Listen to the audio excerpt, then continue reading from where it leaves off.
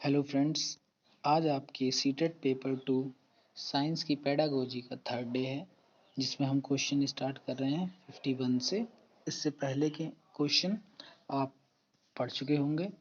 तो देखिए 51 क्वेश्चन है, सामाजिक समस्याओं का वास्तविक अवलोकन शैक्षिक भ्रमण का कौन सा उद्देश्य है। क्योंकि हम सामाजिक समस्याओं के अवलोकन की बात कर रहे हैं, तो यहाँ पर आपका आंसर है सामाजिक उद्देश्य। नेक्स्ट क्वेश्चन देखिए, निम्न में से कौन सा वाक्य भ्रमण से संबंधित नहीं है। यानी इन 4 ऑप्शंस में से ऐसा कौन सा है जो भ्रमण यानी जो आप ट्रिप पे जाते हैं उससे संबंधित नहीं है। तो देखते हैं, छात्र को वैज्ञानिक ज्ञान के धरातल पर ले जाता है। ये भी सही बात है। बालक प्रकृति के नियमों का सार वैज्ञानिक रीति से समझने लगता है। ये भी सही है। थर्ड, अपनी धारणाओं के आधार पर सत्य की खोज करता है। ये भी सही है। केवल आनंद की अनुभूति करता है।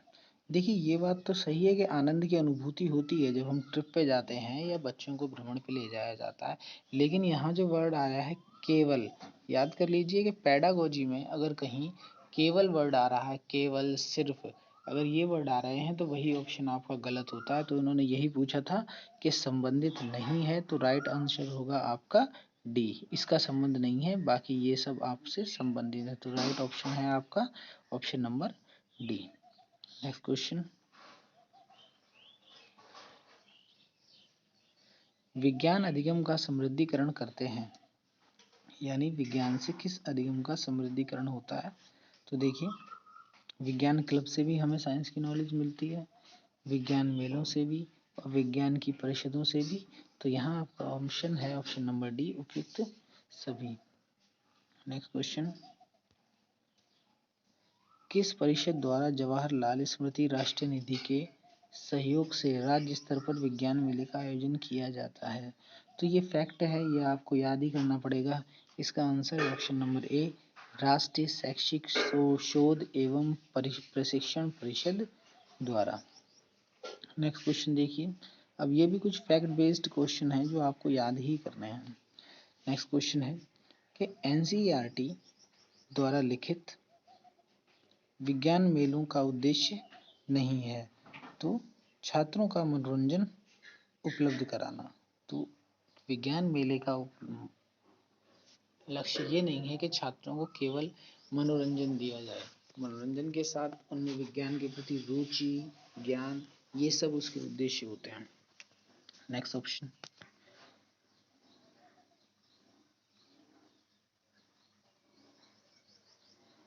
विज्ञान क्लब का उद्देश्य है विज्ञान को वैज्ञानिक तरीके से सीखना, विज्ञान अधिगम के लिए स्वतंत्र अधिगम का अवसर, विवेचनात्मक चिंतन का प्रेरण, या फिर उपयुक्त सभी।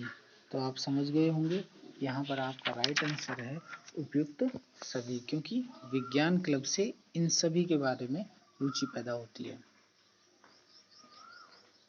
नेक्स्ट देखिए,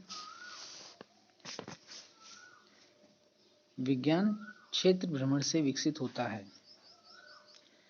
अवलोकन तथा बोधगम्य बोधात्मक कौशल विकसित होता है, ज्ञान के ठहराव में सुधार आता है, विज्ञान की रुचि, अभिप्रेरण, उद्दीपन तथा बोध विकसित होता है। तो ये सभी विज्ञान क्षेत्र भ्रमण से हमें मिलते हैं। तो आपका ऑप्शन है उपयुक्त सभी। नेक्स्ट क्वेश्चन देखिए, कौन सा वाक्य प्रयोगात्मक कार्य के महत्व से संबंधित नहीं है। तो आपके ऑप्शंस हैं, छात्रों में सृजनात्मक दृष्टिकोण पैदा होता है, समस्याओं को हल करने की क्षमता विकसित होती है, प्रयोगात्मक कार्य द्वारा व्याख्यान तथा पुस्तकीय ज्ञान का सत्यापन संभव है, डी है प्रयोगात्मक कार्य केवल आनंद के लिए किया जाता है। तो आप जानते हैं कि जो हम प्रयोग करते हैं, प्रयोग से ये हमें तीनों ही चीज़ें मिलती हैं, लेकिन प्रयोग हम इसलिए नहीं करते कि केवल आपको आनंद मिले। अभी हमने लास्ट क्वेश्चन में भी बात की थी कि अगर मनोविज्ञान में कहीं आनंद केवल ये वर्ड आ जाए तो वही ऑप्शन आपका गलत होता है। और यहाँ उसने यही पूछा है कि कौन सा इससे संबंधित नहीं है, तो यही आपका राइट आंसर है, option number D. Next question देखिए, मूल्यांकन का प्रयोजन है।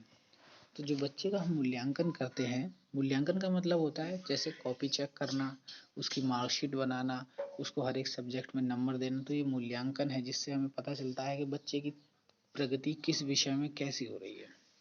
तो इसका उद्देश्य क्या है, इस क्वेश्चन में यही पूछा गया है। बालकों की सफलताओं, विफलताओं, कठिनाइयों का निर्धारण करना।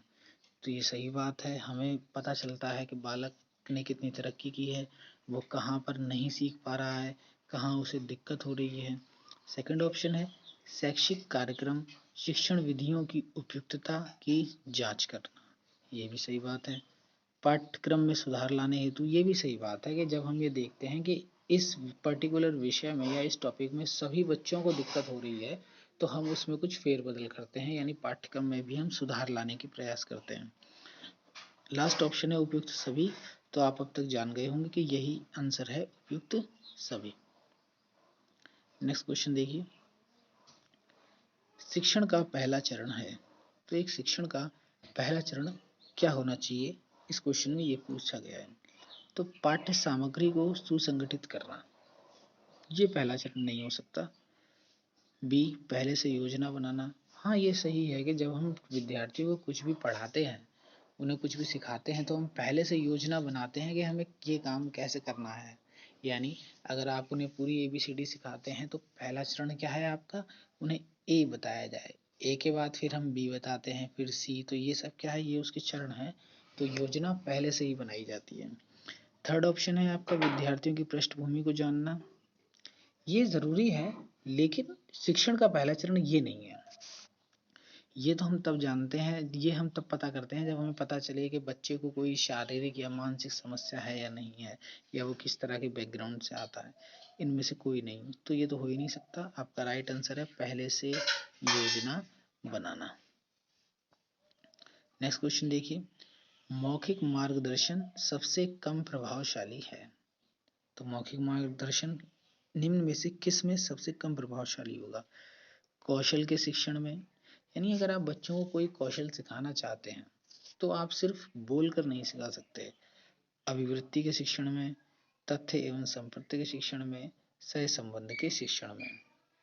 तो आप जान गए हैं कि राइट आंसर है आपका ऑप्शन नंबर ए, कौशल के शिक्षण में। नेक्स्ट क्वेश्चन देखिए, सहायक शिक्षण सामग्री के रूप में दूरदर्शन, रेडियो उत्तम है क्योंकि।